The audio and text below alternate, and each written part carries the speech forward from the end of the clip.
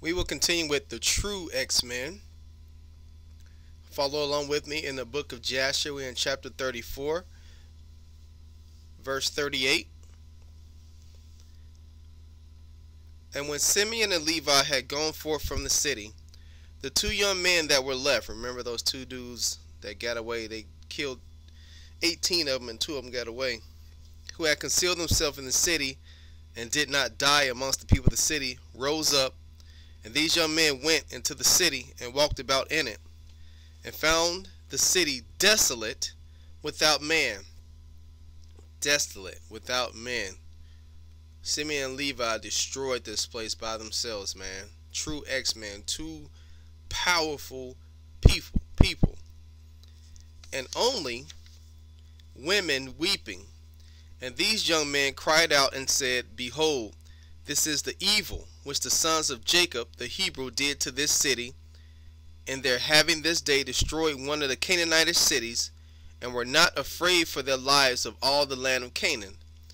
They were superheroes, man. They were super powerful, man. They had no fear going into that city and destroying those Canaanite people in Shechem.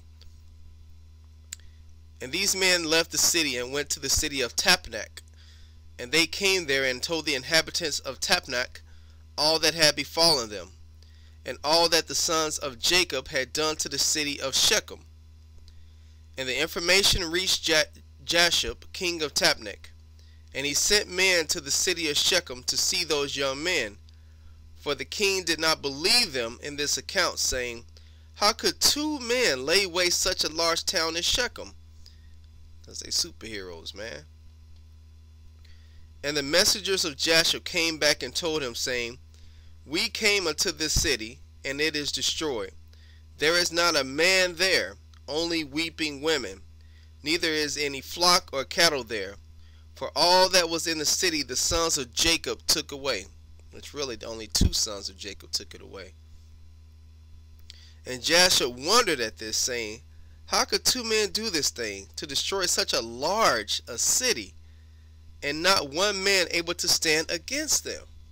It's crazy. How can they do that? How can men not stand against Magneto or Flash or, the superpowers, man? For the like has not been from the days of Nimrod, and not even from the remotest time has the like taken place. And Jasher, king of Tapnach, said to his people, Be courageous, and we will go and fight against these Hebrews, and do unto them as they did unto the city, and we will avenge the cause of the people of the city. Now, going back to this where it says Nimrod right here, that's interesting, because evidently there was mighty men like this. Nimrod like I said, Nimrod must have been a giant, man. I'm telling you. There was something peculiar. Say he was a great man among the earth. He was a giant, man. He was a giant, definitely, man.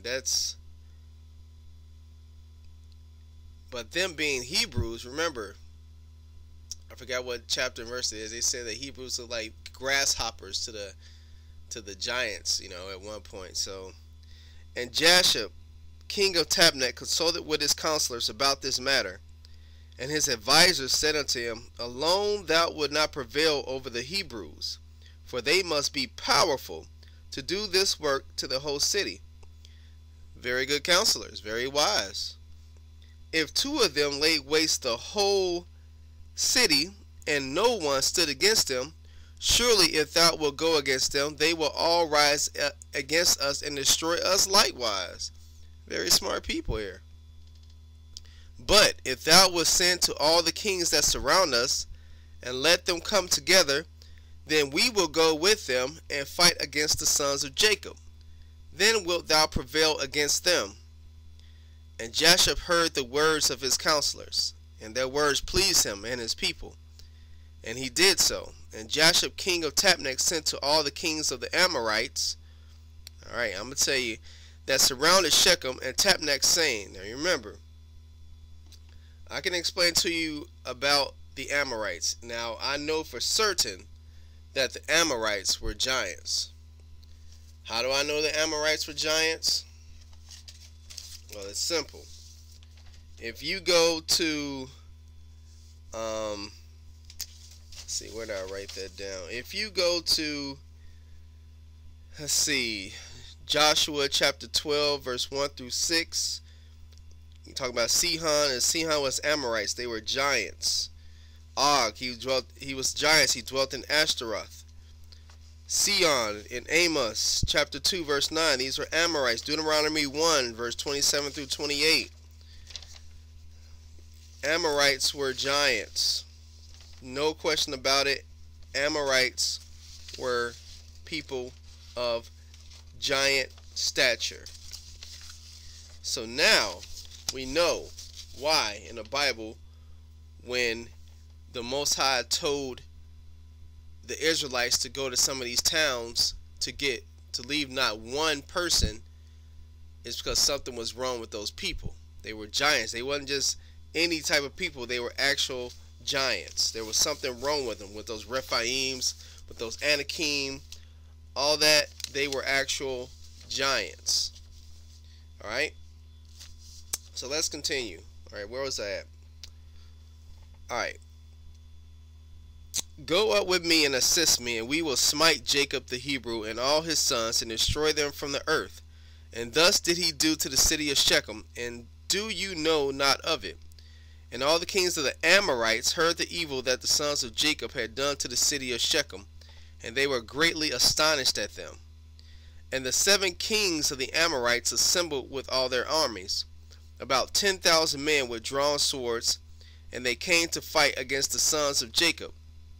And Jacob heard that the kings of the Amorites had assembled to fight against his sons, and Jacob was greatly afraid, and it distressed him. Now, not all the Amorites were giants, but there were giants dwelling in that land. And most of the time, giants rule, just like in Philistine. You know, most of the time, the people that ran that city were giants, like Goliath. They run the city. And Jacob exclaimed against Simeon and Levi, saying, What is this act that you did?